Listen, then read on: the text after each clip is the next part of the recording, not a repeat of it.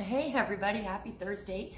Thank you for joining me. I am Victoria Roberts with Unity Home Group at eXp Realty, and today I want to talk to you about the 3 major mistakes that you can make during a home inspection. You know, oftentimes I find my clients are so elated and so excited when they find that dream home that's going to fit their needs right down to the bones. Well, mostly down to the bones. You always make some changes. However, before you start filling up your crate and your wish list and all these options to buy decor for your home, there's a few things that you're going to need to wipe off that list before you can even get the keys. One of them is removing that home inspection contingency. The 3 major mistakes that I have oftentimes seen my clients do is not want to have one. You know, sometimes it just astounds me the fact that I have to negotiate this point with my clients. You know, yes, it's $500 and under, not too much under, but you know, it is extremely important to have that home inspection. That $500 can save you $10,000, $15,000 in repairs later down the road when you go to sell it. You know, I've had a buyer once before where we actually walked halfway through the transaction because the foundation was failing. The seller didn't even know. Which brings me to the sellers. You sellers out there really should get a home inspection. It takes your stress off of it and you can get repairs done that you can do on your own without having to hire out unless it is something that needs to be hired out for. But you buyers really need to protect your interests, because if they would have bought that home and they were military, and if I would have had to come and sell their home 4 years from now and the buyer had a home inspection, oh, they'd be in some trouble. And they'd be upset, rightfully so, as why wasn't this found when they bought the home? Well, that's because you didn't have that home inspection. It is imperative to have the home inspection. It protects you. It protects you through the transaction. You also know hidden things that you might not have known otherwise. So it is important to pay for that home inspection. So please don't let the $500 stop you from an investment, because after all, real estate and your home is a home, but it is also an investment at the end of the day.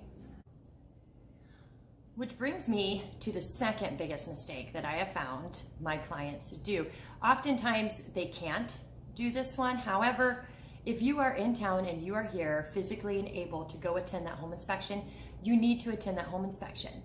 The home inspector not only goes and finds things that need to be fixed and have you a to-do list for later on if the seller doesn't fix them, but he also goes over the workings and the mechanics of the home, from your heating system all the way up to the backyard, to drainage, to roof issues, to maintenance. There is maintenance that you're going to need to do on your home yearly that you need to be aware of, and a home inspector goes through all of that. So there is no questions at the end of the transaction when you move in and you're like, oh, I have a water leak, where's my water main shut off?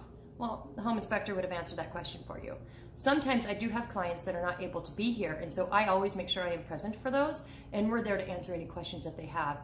But really try to attend that home inspection. It can avoid some stress later on for you. That brings me to the 3rd and final mistake that you can make during a home inspection, and that is freaking out over the home inspection that you get. Your home inspector will typically email this to you within 24 to 72 hours after our home inspection.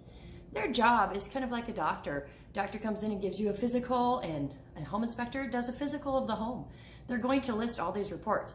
If you saw your doctor's report, even though it might have been all positive, reading all that mumbo jumbo, it's going to panic you.